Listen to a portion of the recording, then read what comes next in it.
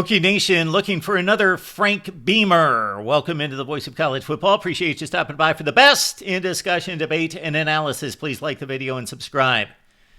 We received our second casualty in the coaching profession on Sunday. Typically, Black Sunday is reserved for the day after the regular season finales in November and December.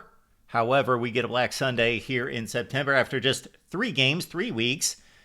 Deshaun Foster of UCLA, check out the video. And now Brent PRY of Virginia Tech. Just not good enough in any such way. Brent PRY, Penn State defensive coordinator, hired to replace Justin Fuente, who started hot and then failed in the end. And think about this. This is how bad Virginia Tech football has gotten. At one point in the game against Old Dominion as a 5.5-point favorite. So that in and of itself, that Virginia Tech is only a 5-point favorite at home against Old Dominion, that's bad enough. And this same Hokies program lost to Old Dominion just a few years ago. That should never happen. Old Dominion 31, Virginia Tech nothing. When that came across the bottom line while I was watching more meaningful football, better football out there, because I don't watch Virginia Tech play much anymore because they've been so awful for so long.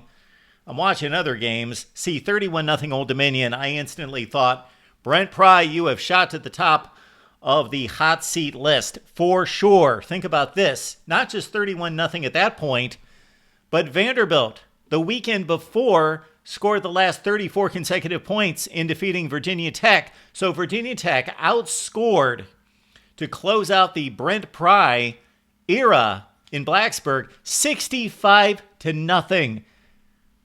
To not necessarily Ohio State and Alabama, 65-0 to Old Dominion and Vanderbilt, 0-3 this season, and it just hasn't been good under Brent PRY. Let's go back to Frank Beamer real quick, because obviously he built Virginia Tech football into what it is now, and for those of us who have been around for a couple decades, when we see the Virginia Tech logo, we still think all the positives and the power of the brand. We think about special teams, Beamer Ball.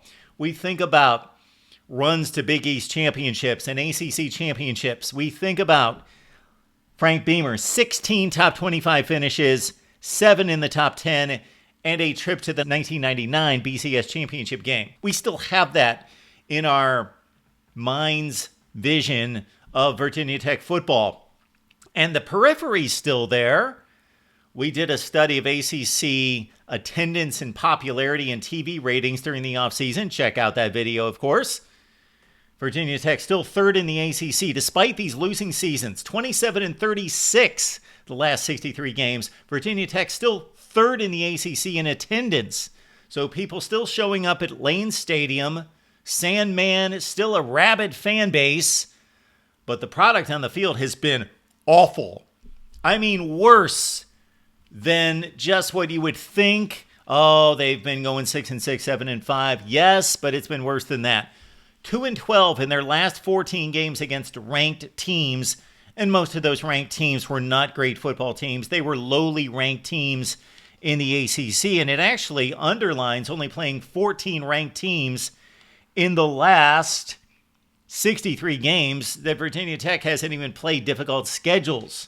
So that 27-36 is against pretty mediocre competition.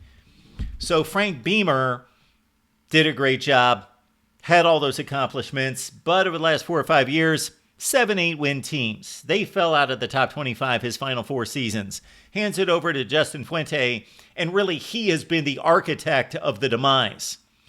Because his first 2 seasons, his teams went 9-4 and 10-4, went to an ACC championship game, finished in the top 25, and then worse. Why? Recruiting. The recruiting at Virginia Tech has been abysmal since late in the Frank Beamer era on through Justin Fuente, and Brent PRY has talked about upgrading the recruiting, but he has not accomplished that. And now what PRY has accomplished or failed to accomplish has been just mediocrity would be kind. Virginia Tech football, again, the perception is still Lane Stadium packed, Sandman, rabid fan base. And again, there's the popularity of a packed stadium and decent TV ratings. But man, on the field, the nuts and bolts of this, the recruiting has led to a talent depletion. The roster is not good. I said when Brent PRY took it over from Justin Fuente that this was the worst Virginia Tech roster since Frank Beamer took it over in the late 1980s. So now, where do they go to try to lift up this program to prominence once again? I guess you go to the group of 5 and you try to knock on the doors of the best guys there. You don't do what you did before and grab a defensive coordinator. You don't do what UCLA did and grab a running backs coach. You grab a guy that has already built a program and led one of the top group of 5 programs. John Sumrall, Jeff Traylor, somebody like that. That's what I would think Virginia Tech would do if they cannot lure an established Power 4 conference coach. But Virginia Tech football, the 90s are gone. Again, the semblance, the remnants of the 1990s, before the game and after the game and in the stands, it's there. But the nuts and bolts of the wins and the losses and the talent is a far cry and is just a skeleton of what they once were in Blacksburg. Your thoughts about Virginia Tech football, leave the comments and questions down below. Keep in mind that we are here every Monday through Saturday, 10 p.m. Eastern Time, or post-game at the Voice of College Football, and we will see you then.